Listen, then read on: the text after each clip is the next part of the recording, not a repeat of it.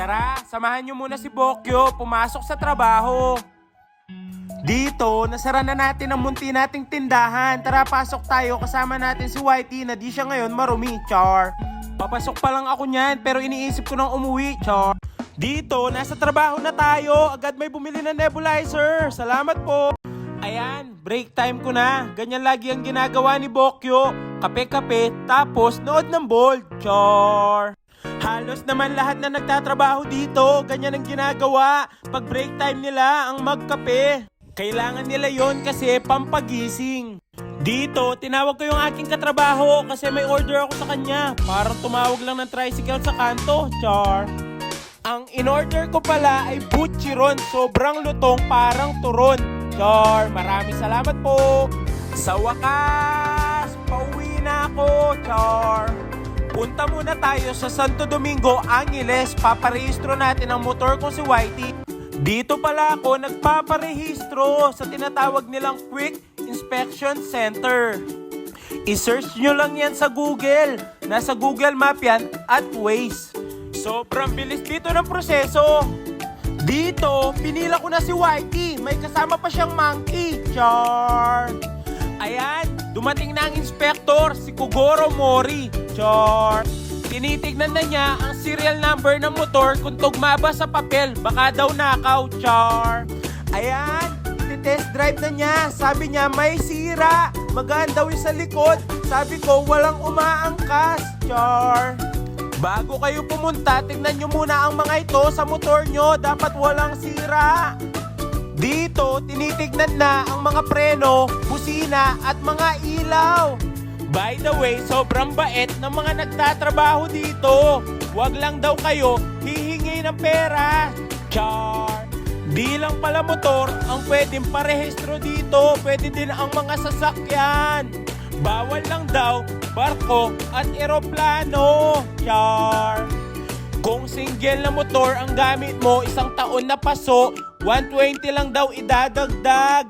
Kung naman 2 taon, mag-times ka daw ng 2.5. Kung may sidecar na motor, ang gamit mo, paso ng 1 taon, 150 lang idadagdag. Kung 2 taon, 300. Kung naman 5 hanggang 10 taon, pataas ang paso, di ko na alam, bahala na kayo, char. Punta na lang kayo. Dito, okay na daw ang motor, sabi ni inspector. Binigay na ang papel, nasa insurance na ako. Ayan, kukunin ko na ang papel na bagong rehistro. Ang total na nagastos ko ay 1,370. Ang kinonsumo kong oras dito, 1 oras at 20 minutos. Ayan, nakauwi na ako. Gutom na ako, kaya bumili na lang ako ng lutong ulam. Sobrang dami ditong pagpipilian, pero ang pinili ko ay kalderetang cow, char. Tignan nyo naman, nakakapanglaway, para ka lang nagkarabis, char. Tara, kain na tayo. Tara, samahan nyo munang kumain si Bokyo. Sumilip pa sa daan, may nakitang chicks, char. Tignan nyo naman siyang kumain, parang patay gutom lang, char. Masarap at malambot ang kalderetang cow na aking nabili, char. Dito, iniisip ko, kailan kaya ako uuwi ng bahay na nakalinis na at meron nang nakaluto? Kailan kaya ako makakakuha ng katulong, char? By the way, ang gusto ko lang sa babae ay maganda, mabait at masipag. Bali 3, char.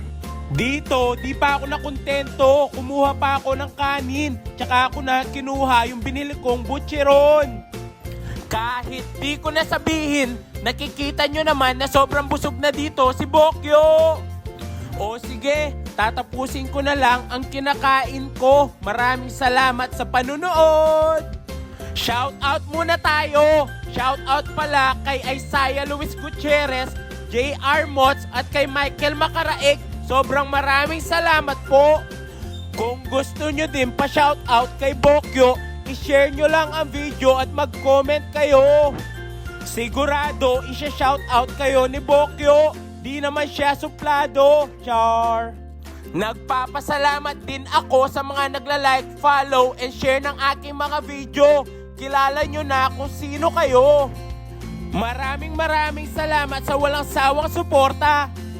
Please like, follow, and share ng ating page at mga video para alam nyo kung natutupad ba ang mga pangarap ni Bokyo. Char!